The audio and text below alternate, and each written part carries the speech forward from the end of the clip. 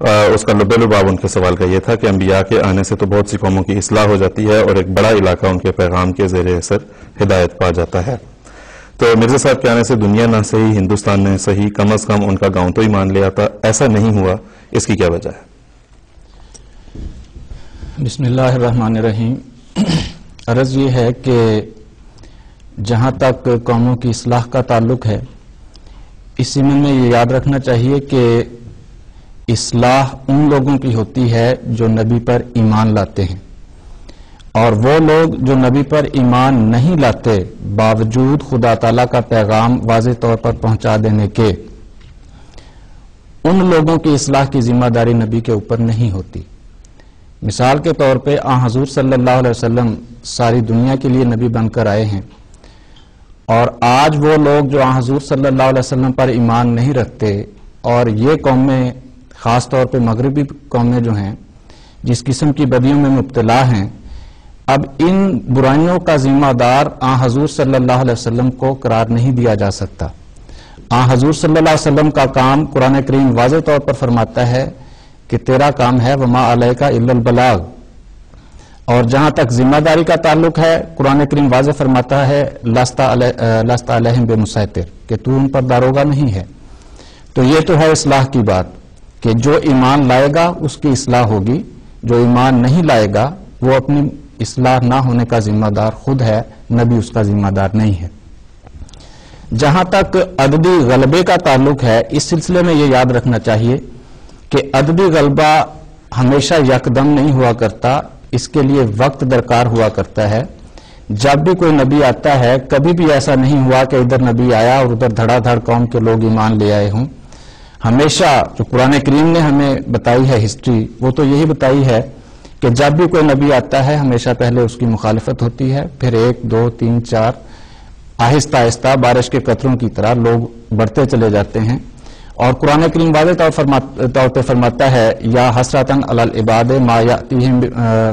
یاتیہم من رسول الا کانوا بہ یستہزئون، کہ ہائے افسوس ہے لوگوں پر کہ ان کے پاس کوئی بھی رسول نہیں آتا مگر وہ اس سے استہزاء کرتے ہیں۔ لیکن اس استہزاء کے باوجود، روک کے باوجود، خدا تعالیٰ کی طرف سے یہ ضرور ہوتا ہے کہ مخالفین مخالفت میں جو منصوبے بناتے ہیں ان منصوبوں کے باوجود ان کے پاؤں کے نیچے سے زمین کھسکتی جاتی ہے، اور آہستہ آہستہ 1 1 2 2 کر کے خدا تعالیٰ کے نبی کے ساتھ لوگ جمع ہوتے چلے جاتے ہیں اور جماعت بنتی چلی جاتی ہے۔ اور اس کا بھی ذکر قرآن کریم میں اللہ تعالیٰ فرماتا ہے افلا یرون انا ناتی الارض ننقصها من اطرافها افهم الغالبون، کہ کیا وہ نہیں دیکھتے کہ ہم زمین کو اس کے اطراف سے کم کرتے چلے آ رہے ہیں، کیا پھر بھی وہ غالب آئیں گے؟ مراد یہ کہ مخالفین کی جماعت آہستہ آہستہ کم ہو رہی ہے اور نبی کے ماننے والے آہستہ آہستہ زیادہ ہوتے چلے جا رہے ہیں، یعنی ترقی جو ہے وہ ہمیشہ تدریجی طور پر ہوتی ہے، یکدم نہیں ہوتی۔ تو جیسا کہ میں نے پہلے عرض کیا کہ حضور صلی اللہ علیہ وسلم بھی پوری دنیا کے لیے تھے، اور آج دنیا میں دیکھ لیں تدریجی ترقی کا دور ابھی تک جاری ہے۔ 1400 سال 1500 سال گزرنے کے باوجود پوری دنیا بھی ایمان تو نہیں لائی، اور حضور صلی اللہ علیہ وسلم کے بارے میں خدا تعالیٰ نے فرمایا تھا وَالَّذِي أَرْسَلَ رَسُولَهُ بِالْهُدَى وَدِينِ الْحَقِّ لِيُظْهِرَهُ عَلَى الدِّينِ كُلِّهِ، کہ اللہ وہ ذات ہے جس نے اپنے رسول کو دین حق اور ہدایت کے ساتھ بھیجا ہے تاکہ وہ اس دین کو تمام دینوں پر غالب کر دے۔ لیکن تمام دینوں پر غلبہ اس وقت بھی نہیں ہوا تھا اور ابھی بھی نہیں ہے، اور تمام مفسرین کہتے ہیں کہ یہ غلبہ مسیح موعود کے دور میں ہوگا، یعنی ترقی تدریجاً ہوگی۔ اور مسیح موعود علیہ الصلوۃ والسلام آج دنیا میں تشریف لائے ہیں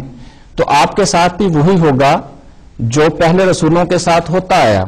یعنی اگر پہلے رسولوں کے ساتھ ہنسی ہوئی، مذاق ہوا، ٹھٹا ہوا، مخالفت ہوئی، اور اس کے باوجود مخالفین کے پاؤں سے زمین کھسکتی رہی اور تدریجاً اضافہ ہوتا رہا، تو یہی حضرت مسیح موعود علیہ الصلوۃ والسلام کے ساتھ بھی ہونا تھا۔ اور حضرت مسیح موعود علیہ الصلوۃ والسلام نے اس وقت یہ دعویٰ کیا تھا کہ مجھے خدا نے بتایا ہے کہ میں تیری تبلیغ کو زمین کے کناروں تک پہنچاؤں گا،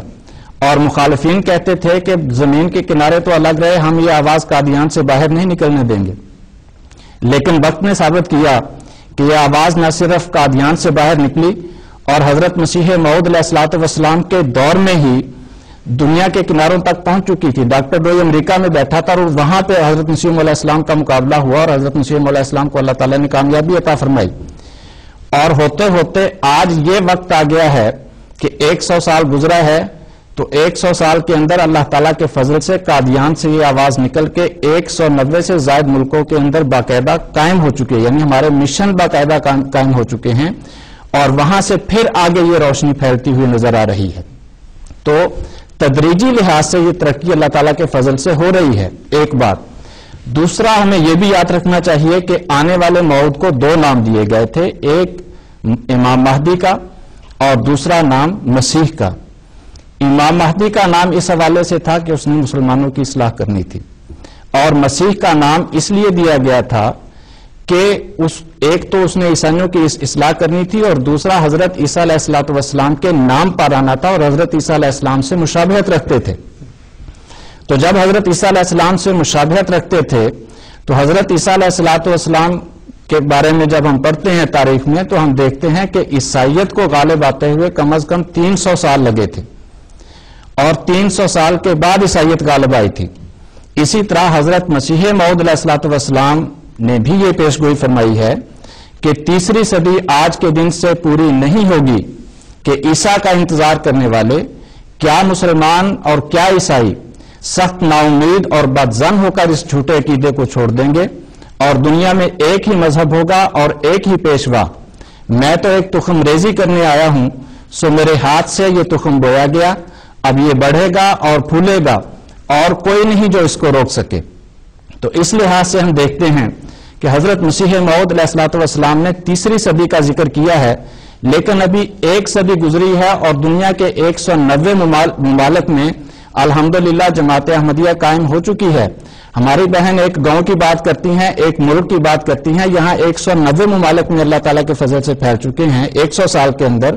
تو یہاں سے آپ اندازہ لگا سکتے ہیں کہ تدریجاً ترقی ہوتی ہوئی جب 300 سال تک پہنچے گی تو اللہ کے فضل سے یہ عددی غلبہ جو ہے یہ بھی انشاءاللہ العزیز مکمل ہو جائے گا. بہت بہت شکریہ.